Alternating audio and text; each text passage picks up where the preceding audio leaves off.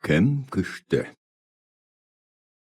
Ерте екен, ешкі жүні бөрте екен. Қырғауылы қызыл екен, қайрық жүні ұзын екен.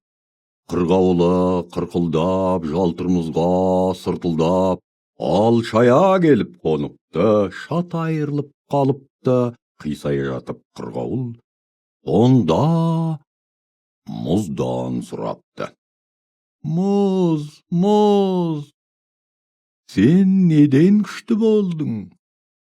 Мен күшті болсам, бауырымды жаңбырға тестірмес едім. Жаңбыр, жаңбыр, сен неден күшті болдың? Мен күшті болсам, жерге жұтқызар ма едім. Жер, жер, сен неден күшті болдың? Мен күшті болсам, көк шөпке бауырымды жардырмас едім. Көк шөп, сен неден күшті болдың?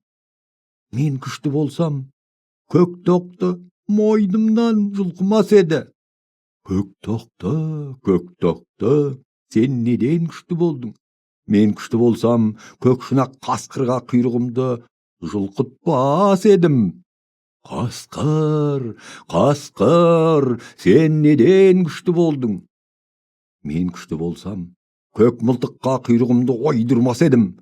Көк мылтық, сен неден күшті болдың? Мен күшті болсам, қоңыр шолақ тышқанға білтемді қидырмас едім. Тышқан, сен неден күшті болдың? Мен күшті болсам, құмырсқаға інімді алдырмас едім. Құмырсқа, сен неден күшті болдың? 6 батпан ауырды арқалаған күштімін, 7 батпан ауырды жел келеген күштімін деген екен құмырсқа.